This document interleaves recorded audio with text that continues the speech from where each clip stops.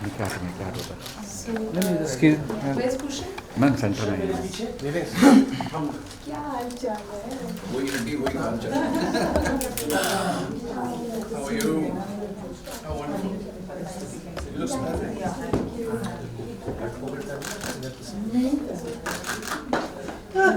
चलो कॉफी हो. Let's get on with it.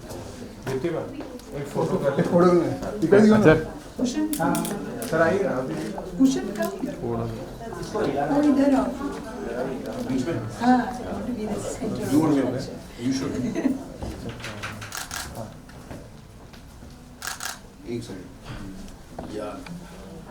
Bhushan sir all of you here centre. तो यार मैम भूषण जी मैम यार. चश्मे पहन लो. पहन चलेगा. पहन लीजिए आप. Thank you. तो नया लुक हो जाएगा एक. okay. Thank you. Thank you. I'm not used to it because it's, you know, these guys are, and this is trigger for Rajit sir एक आपका solo. This should be a t-shirt. Oh look, there's a mama out here. Rajit sir ये आपका. आराम से LED देखिए. Thank you sir. Thank you. Deepti ma'am solo आपका solo. थोड़ा एक से पास. No, I'm. Thank you. Thank you. क्या ma'am. Photo bombing. I'm sorry, I'm also photo bombing. You're on your way. Deepti ma'am मुझे थोड़ा क्या मैं यहाँ पे राइट में. Thank you ma'am.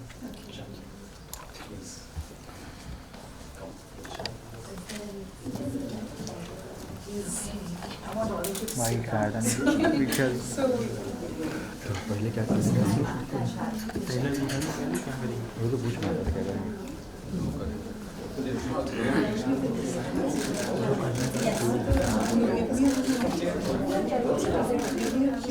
दो कट में बोल कर. इस पे एक not so. I'm much more than minute अपना. मिनट से क्या मैं माइक है ना. आप बोले अपना रुक जाओ बाइट.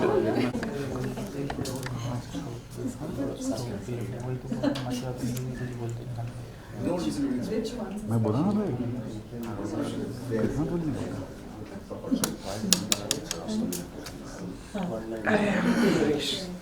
सेक्सी मस्त से का बस डन. बैठ गया मैं. चलो. yeah, I can. Okay. Good afternoon, everyone. आवाज नहीं आ रही. Mic is not on. To my friends Idhar from baithta hu. media, thank you for being here. My name is Stuti. Super thrilled to be moderating this conversation. We, of course, all of us are here for the trailer launch of Goldfish. I had the privilege to watch this film, which is why I have lots of questions that I want to ask my panelists here, starting with, why do you have a face palm? You should be happy and beaming. He, of course, is Pushan Kriplani, the writer, director. He's the goldfish. He's the goldfish. And this is a very sensitively told film. At the core of it is a mother-daughter relationship. I'm not going to reveal much, but it has lots of layers. And we're going to unpeel, and details should bleed out a little bit. And so I also have Dilshad Khurana here. She's the head counselor with Empower Minds. Thank you. You're going to give us a different perspective and tell us all the other nuances that this film has. And here on my left are two amazing stars. So Deepti ji, you don't need an introduction. We all are fans. Whatever role you've been given, we've just been enthralled by your performance. And Even I'm a fan.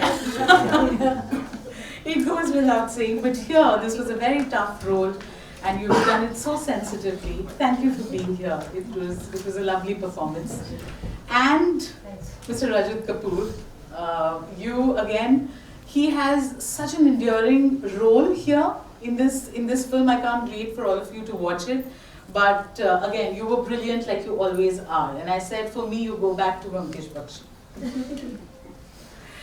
Okay, so last 5 minutes, I'll open it up for all of you. If you have any questions, note it down and remind me, and I'll make sure you get to ask your question. But till that time, I have them to myself, and I'm going to start with the writer-director. Please take this as a compliment when I say, is this autobiographical? Because just the intensity with which you've shown and dealt with something like mental health, aging parents, the dilemma of caregivers. How do you know it so well? What was the trigger to write this story, and what happened before you actually put pen to paper? I can address this question in 2 parts. Oh, right, sorry, Yeah, of course. we forgot. Yes. Yes, it is partly personal and autobiographical. It actually, writing the film started from the final scene that you see in the picture. It's a little exchange between my grandmother and me. But everything else is imagined, and the conflicts are universal but imagined. However, writing the fact that it's people talk about dementia and it's based around that idea is simply the engine that drives the picture. It isn't actually the reason for the picture to be. The reason for the picture to be is the mother-daughter conflict and the resolutions that we attempt to arrive at, which are basically forgiveness, I think, and understanding. And acceptance. Acceptance, yes. Anger, denial, etc. All of this, and so I thought it would be relatable, because if you chuck a stone in this room with all these lovely people, I don't think anybody has been unaffected by it. And it's going to be, I think, one of the greatest health crises we're going to see in the coming years. I know that you deal with this almost at a daily basis, and I don't know anybody who hasn't met somebody or been affected by what is essentially a loss of self. And so the idea of this picture was to find a self in other people, as if in some ways you are entrusting that which is you to a village, almost, and other people. So your identity lives with other people. That's a long and rambling answer to a short question. My apologies. It's been a long time since I've spoken about this. And it means much. And interestingly, it means much to people who watch it, which is more important to me. I hope that helps. Of course it does. And to set context to this this conversation, I would now like to bring in Dilshad. Dilshad, films have had a huge impact on society in general. It tells us what's cool, what's trending. It helps us question the norms, question our own biases and prejudices. So films and filmmakers who have a voice and who want to say something, it becomes all the more important to champion such films and to celebrate such films. You are a mental health counselor, professional, and you've been dealing with this. When you watched the film, were there instances where you felt, oh my God, that's eerily real, I've dealt with situations like this? So I actually haven't, unfortunately, had the privilege of watching this film, but I've scored myself an invite on the 25th, so I'm going to watch it soon. But I want to tell you, it is a lot about what you deal with, about the awareness that Empower wants to spread. Yes. So, coming to the first part of your question, yes, films, I think, as we're growing up and even later on, I think apart from our parents and siblings, I think films are the next big influence in all our lives. Whether you are a movie buff or not, I mean, you can't escape it, and that's great. So I think hence, we need more films like this that talk about mental health, because sadly, so mental health, even though it's so prevalent and more so now post the COVID pandemic, people are still so afraid of talking about it, and rich, poor, young, old, doesn't matter. Everyone's still very mental equals to mad. That is still the number one thing that comes to your head, which is so unfortunate because it's so much more than that. So I think yes, films really do need to talk more about it and encourage people to talk more about mental health issues, and of course then through that seek help. So good job. It's them. It of course is them, and now coming to them. Deepti ji, I was reading one of your interviews and you said as an actor you always were looking forward to a role that changed something within you, and this role, this film did that. Please talk to us a little about what you felt when you were portraying the character. I was, I must say that it took me back to my mother's condition a lot. I saw her very closely. I was able to spend time with her in her later years when she was suffering from dementia as well as Alzheimer's.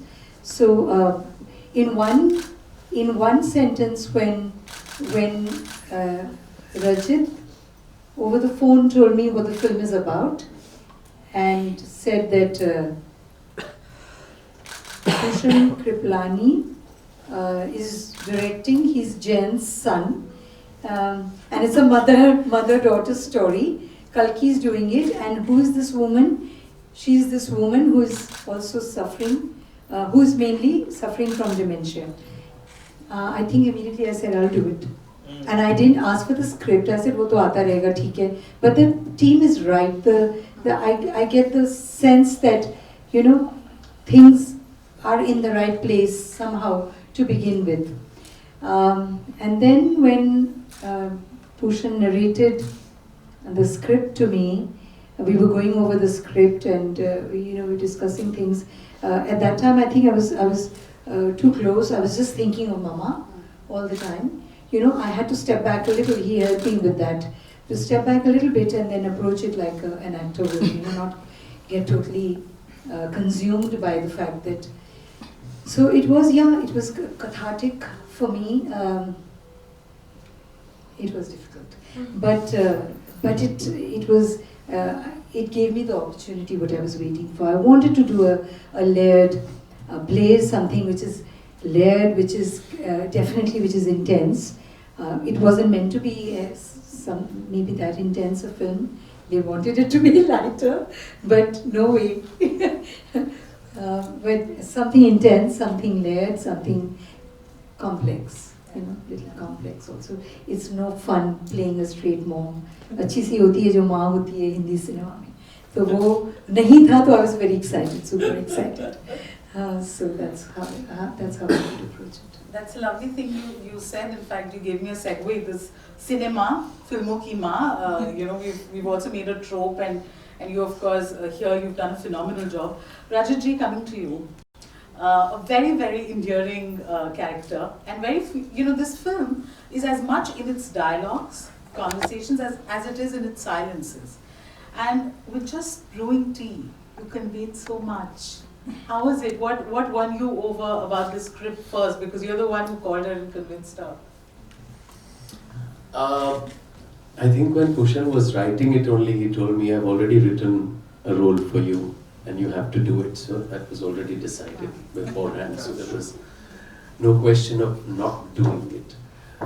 But the important thing was, as we were talking about it, the silent presence and the silent support is the way I looked at this character. So there may not be much to say, but in these kind of relationships, and when we are talking about mental health, that kind of support, which somewhere there is there, behind you. एक होता है ना पीठ थपथपाने के लिए कोई है. Companionship, friendship. Yeah, and it's there. You don't say it, but it's there. And that's the kind of presence I think this character kind of translates into on screen. He's almost like a catalyst, and as yesterday we were talking about it and she said he's kind of the silent lover, but there's so much more to him just, being, that love is more compassion, that embodies itself through these scenes, particularly, as you say, in the silences, with both the women. So in that sense, I've been part of this project while he was writing it only. So, isn't it? It's true. Yeah. Vishal, you want to talk about the omelette making and the tea brew? Sure. Yeah. Raju's very good at silences. Not in life, but on camera, there's a he embodies it. There are some people who know how to inhabit a close-up without shouting about it. He and Deepti ji both understand the reductive power of the close-up very, very well. It's where a wink is a shout, and they understand what that is, and they understand that a tilt of the head, when you put it in an edit, means something, right? And that was incredible.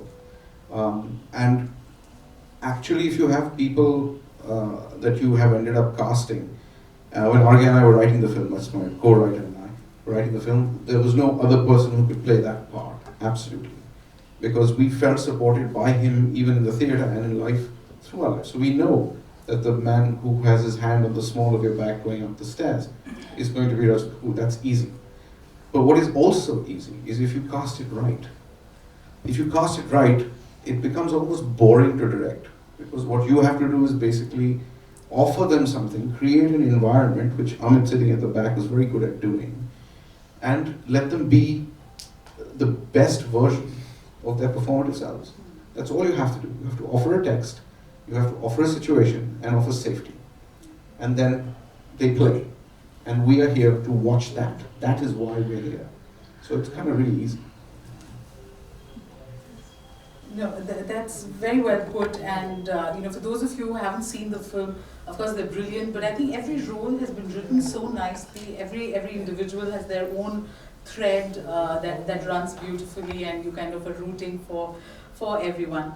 One of the things that really moved me about this film, dementia is a debilitating condition, not just for the person who has it, but more so for those around them, because they keep seeing the person they knew wither away slowly every minute. And here, what's really beautiful is the community, the sense of community, that we see in certain scenes. COVID is also a backdrop, and I think that was also the time when all of us, you, those in the room, understood what it meant to truly feel alone at times, or helpless, or not know what the future holds.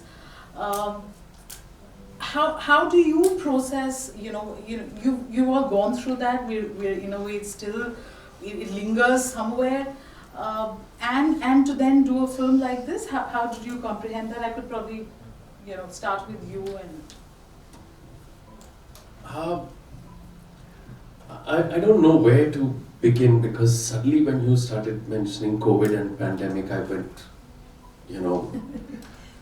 it was rewind. And then I thought of, 11 days of quarantine which had to be done. We had to shoot at this time. We had already postponed the shooting of the film once. It was to be in the month of January.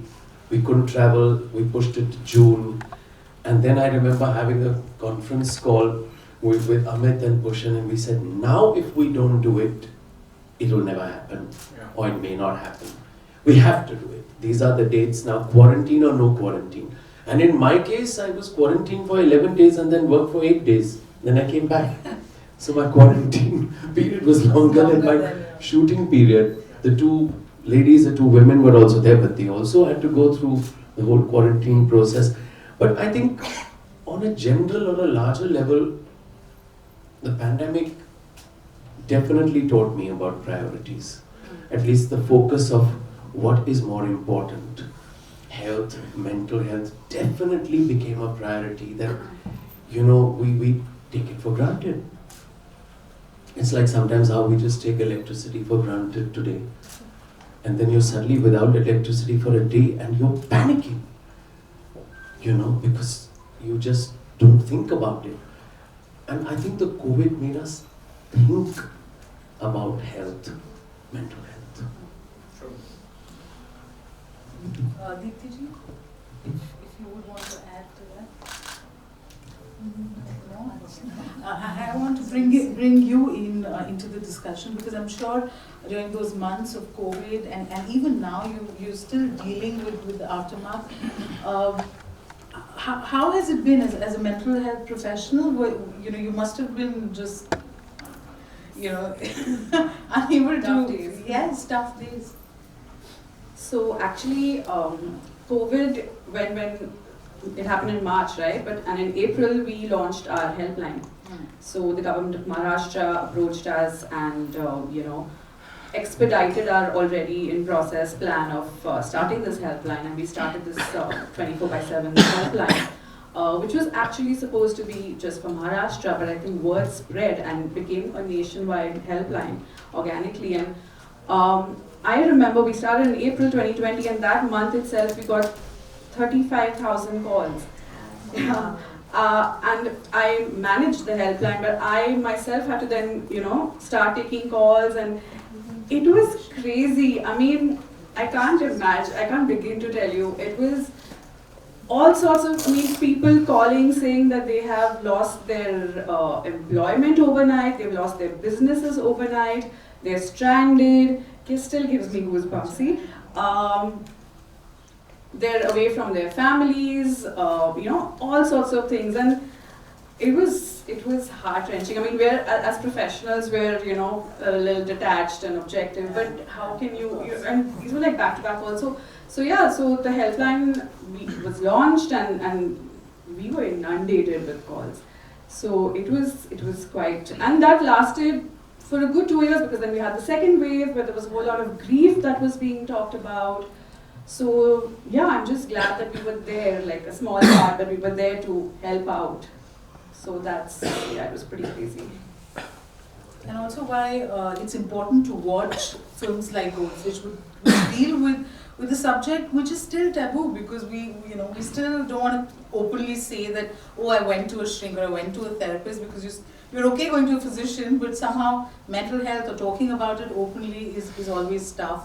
And are we ready for the Goldfish trailer? It's so funny that after I did Goldfish, I did another film called Pigeon, and that is also and that's also dealing with issues of mental health in a way, very surreal. What is this connection? Well, the pandemic is very weird, because the pandemic did something strange. Because we all went through it. I think I'm right in saying this. I don't know. You guys are professionals, but because because everybody went through it, there's some sort of disconnect between the individual experience, just because the whole planet went through it. But each trauma is individual. Each pain is solo. Do you know what I mean? And just because it happened, it's like a nuclear explosion. It doesn't matter that it happened to 140,000 people. Yeah. The fact is, you have lost X, you have lost Y, you have lost Z. It's an individual problem, and your mental acumen or acuity in dealing with this is entirely personal. So there's this global event and this really tiny thing that happens to you, which is earth-shaking. That's kind of what the picture is about, in my limited opinion. But Dementia is the engine. Yeah. The community is the force that helps. The problem, although cultural, is individual. That's interesting to me. So that's what the film is about in some ways. The dementia is just the driving force of it, but it's that personality and that personality and that personality, those individuals that gather to create this whole that we have attempted to do here. But what she was saying, about somebody losing everything, I didn't realize it until I started working after Goldfish on Pigeon.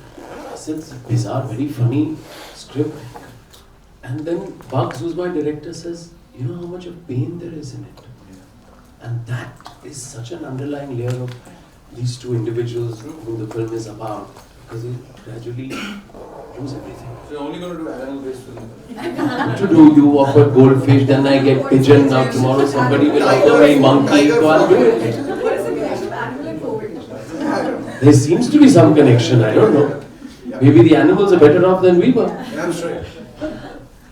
No, dolphins were definitely happy with humans.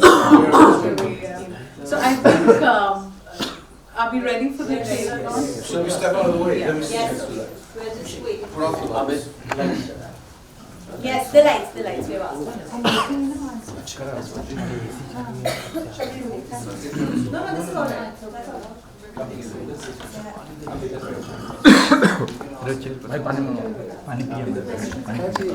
Spain, where I'm shooting a movie right now, and missing my team. That's Kushan and Deepthi Man and Amit, and really wishing I could be there for my trailer launch of Goldfish.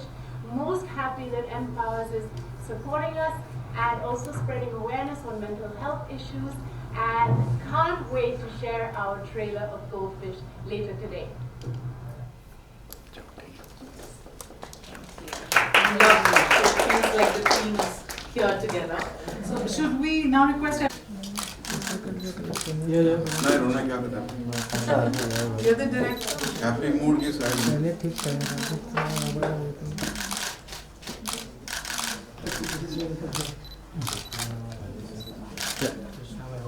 Thank you. Thank you. Salam, you both of you. Take away. इधर देखिए. One more, Salam.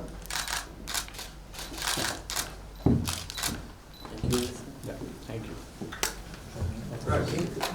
There are questions. Yeah.